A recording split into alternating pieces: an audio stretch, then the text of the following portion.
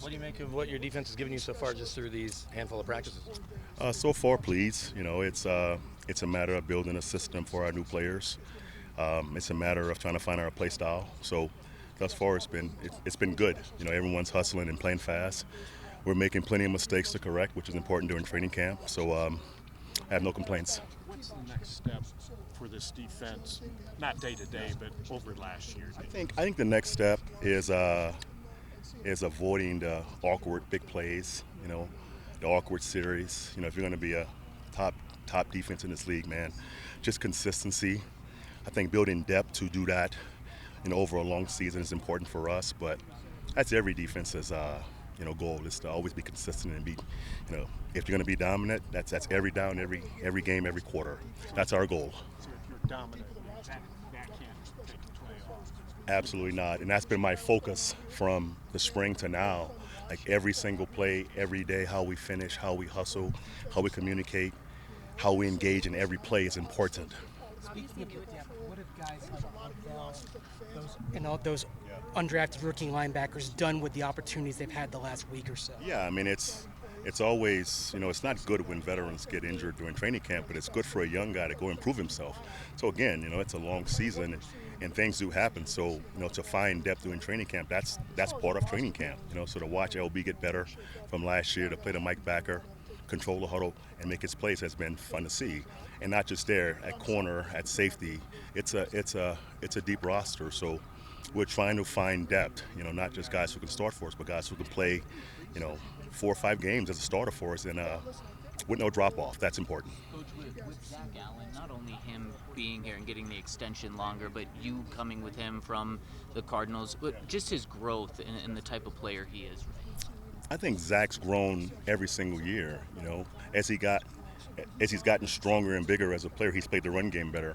He's always been a pretty good pass rusher, but the run game stuff has gotten a lot better. And obviously, he's played a bunch of football, man. His football IQ is very, very high.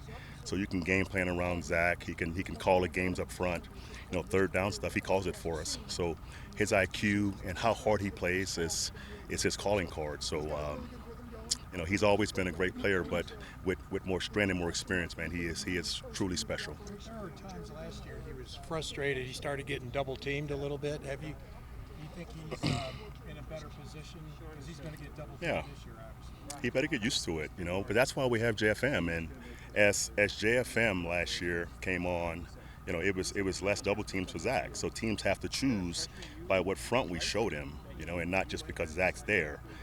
So the more JFM plays well around him, the more Coop and Nick plays well on the edge, he'll get more one-on-ones. But obviously being our best inside rusher, he will get some attention. Vance, with all the Super Bowl talks, does that put extra pressure on the team? No. Every team in the league has one goal, guys. It's one winner each year, and if you finish second, you have to do it over again. So I feel no pressure with that. My whole goal is to improve every single day, to find our play style, and to be the best we can be every single game. And once it's over, we'll look up and see where we are. But that's every team's goal, so that's not strange for me. How do you see you guys like Huff and Greenlaw kind of make their mark so far in camp? Well, they've made their mark because of how hard they play. It's been really fun to add 2 guys, who used to playing at a fast pace, and they both are playmakers and they both love to play. They're great in meetings. They're great team guys. So it's been 2 perfect additions for us. And again, those 2 guys have been a part of great defenses. So they know what it looks like and what the daily work looks like, and they're not opposed to that. So it's been fun to have those 2. In what areas is physicality of those 2 guys? Yeah. Yeah. You want to criticize and you won't criticize the team. Is that something you felt like you needed to add? Right. You always want to add, down the middle strength, right? If teams are running lateral and throwing outside, you're winning games, So being strong in the middle for every defense is important, but both guys can really tackle. Both guys play big at their position, so that's definitely always important to be strong down the middle. How many areas are you seeing should they make the most progress over the course of training camps? He's made the most progress by making mistakes and correcting them. I mean, he's a very smart player, but as a rookie corner, he has to see a lot of looks to improve. It's like a young quarterback, right? The more looks he sees and the more times he fails, the more he can improve and get better as a player. But, he's improving every single day. his physical traits are there. He can catch the ball, he can move, he's a tough tackler. It's just seeing enough looks to get him ready to play week 1. How much is his presence pushing both J-Mac and Riley Moss? Because they seem to have had some pretty good camp. That's every position, man. I mean, safety, we've got a deep room. We got a deep room at backer, outside backer, D-line. So everyone's should be feeling the pressure of making this football team and being a starter again. That's the way camp should be every single year. For a guy like Nick Bonito, what's the next step you want to see him take? Obviously, he's gotten better year. I think the next step for Nick is to, first of all, be a starter, right? He's never been a starter before, right? I mean, last year he was a backup week 1. So be a starter and obviously, play at a high level every single down, playing the run game, the pass game, those things. He's going to make enough plays, but just be on the field every game for us. That's the next step for Nick. Vance, so Sean's talked a lot about Nick's snap count. What's he talking about there? I'm not sure there. I think coaches meaning like late in the season he played a bunch of snaps, maybe, in every package. But again, we have enough depth to sub him out, But obviously, late in the season you're playing for a playoff spot. You want your best guys out there. So we'll watch that snap count on him and Zach also. So that won't be a problem. Sorry if you already addressed this, but why kind of the change? Used to have more two-a-day practice, two days joint practices, and now it's down to 1. Why do you think that's changed? I'm not sure. I think teams want to, just get more teamwork. I think 1's enough. And plus the game. I think sometimes it's 2 if it's in pads. It can get a little frisky. So to avoid some of that stuff, I'm sure guys are just going 1-a-days, but. I'm excited about San Fran. That one practice is going to be fun for us to see different looks.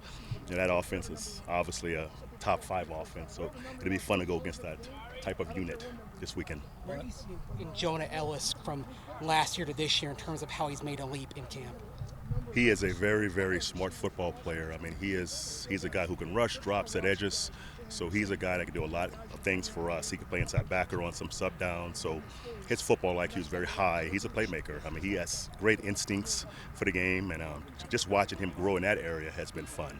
What's your favorite part of training camp this year? My favorite part of training camp is probably the practices. I mean, it's been fun to watch our guys run around and have fun in practice and to watch young guys improve. So meetings are meetings, but the practice is what I love. Well, and DJ said, because defense certainly had some good days, but he wants to see the offense win some. And I asked J-Mac, he's like, yeah, not really against me, but I want to see my guys have success. So how is it, because Sean said, I'm the coach of the whole team, don't want it to be one side or the other too much, but as a defensive coordinator, how do you, I guess, where do you come down on letting the offense not have success, but when they have success, how do you react? I think first of all, when you're in camp, the offense going to make enough plays, and they have made enough plays. I think defensively, we're just trying to be the best we can be, and trying to find our play style. Offensively, they've made some plays, so it hadn't been one-sided at all.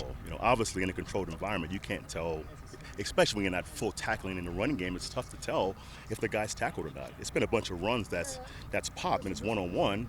In a real game, it may be a missed tackle, so you can't judge an offense without full tackle. So that's unfair to say, but it's been both sides.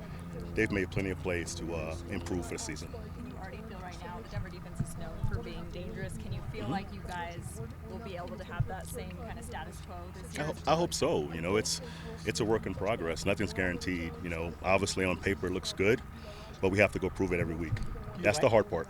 You like the pressure of that? Everybody say you're a top 5 defense. Yeah, I mean, I love the pressure of that. I mean, that pressure is privilege, right? It's better than being the opposite, right? They're going to be a bad defense, so I'm good with that. And our guys are. Sorry if this got touched on before. John Franklin Myers obviously a huge impact last year when he came in. Just in terms of the ability, not only his production, but the effect that he can have kind of on other guys.